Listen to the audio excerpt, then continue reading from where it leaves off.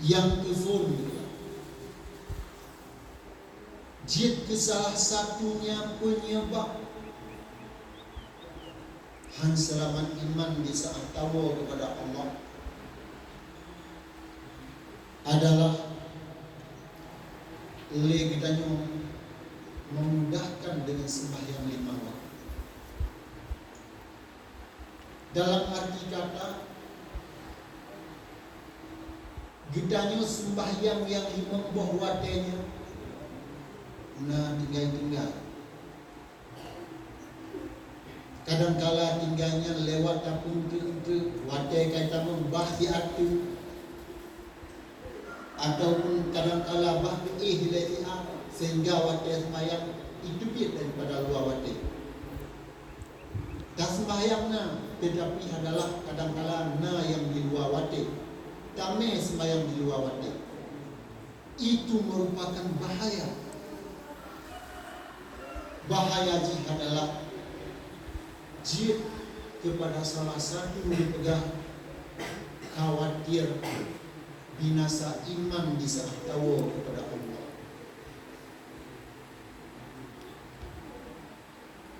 Man menyatu kedi lagi tanya anak sembahyang.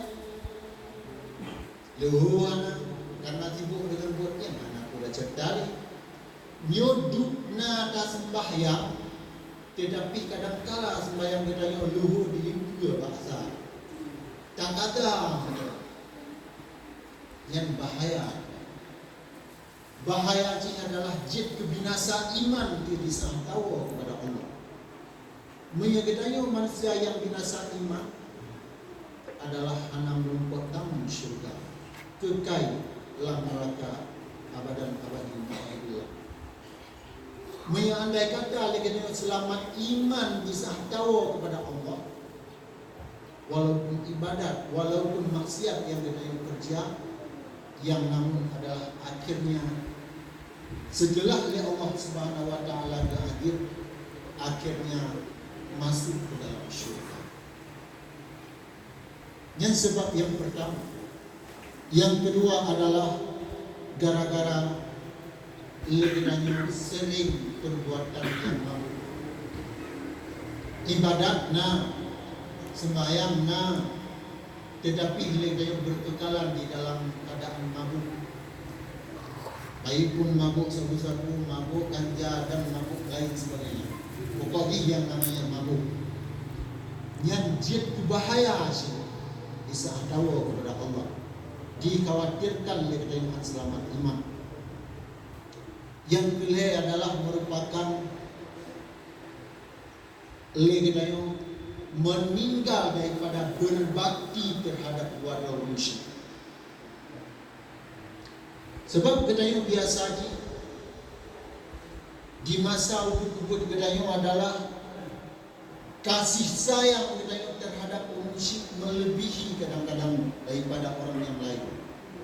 Urunci kita sayang terhadap orang lain, kita pun sayang terhadap manusia. Kadang-kala di saat usia kita wadah karaya kamu tuli kanangan sidro sapa. Biasa adalah merupakan daripada jasa-jasa manusia kita.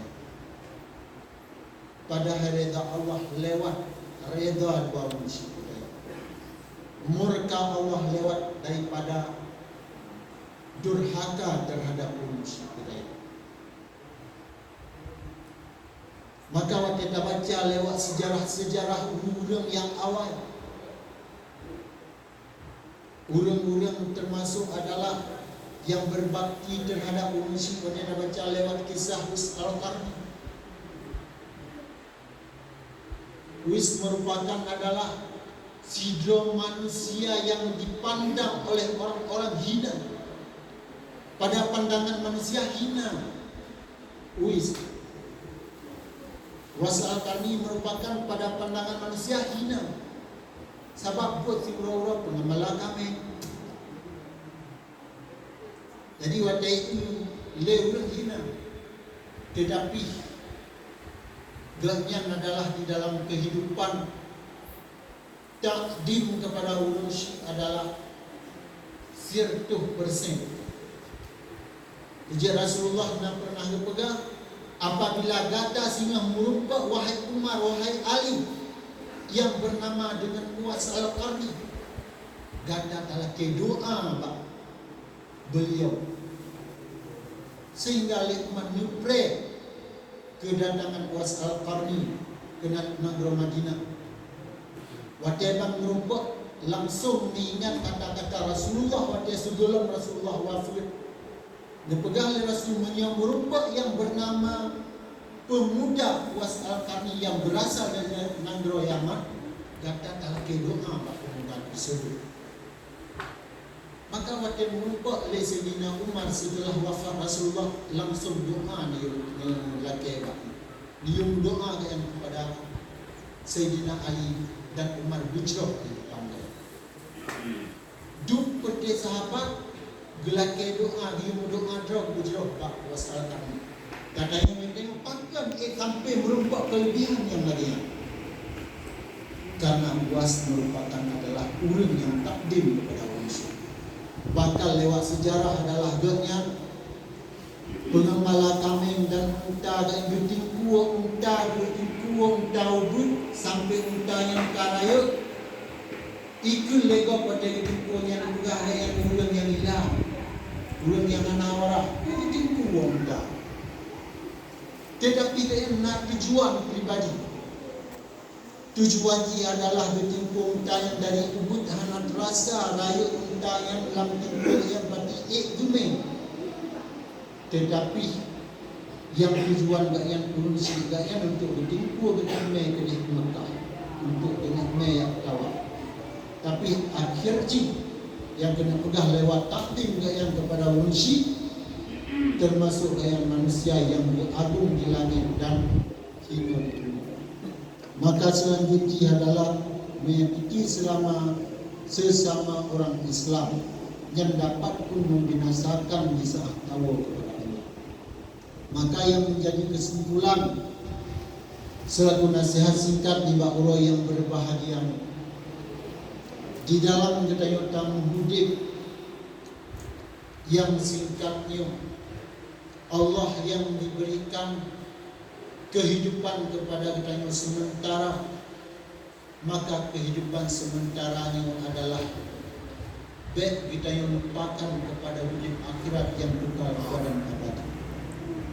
Maka reda Allah Subhanahu wa taala terhadap kita yang pertama adalah lewat kita yang taat kepada Allah, yaitu mengerjakan sembahyang, dan reda Allah taala terhadap kita lewat kita yang berbakti kepada orang tua, dan kita yang berbuat baik sesama orang-orang yang Islam.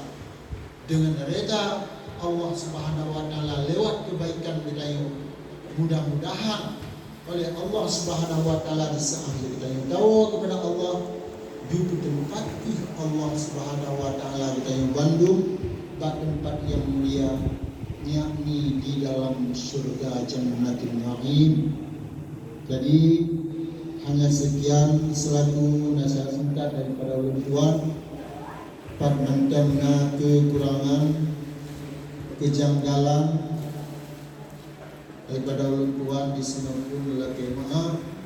Jino kita yang masuki di dalam acara tertib Jumat. Tunggu simak, tunggu dengar supaya sah Jumat kering.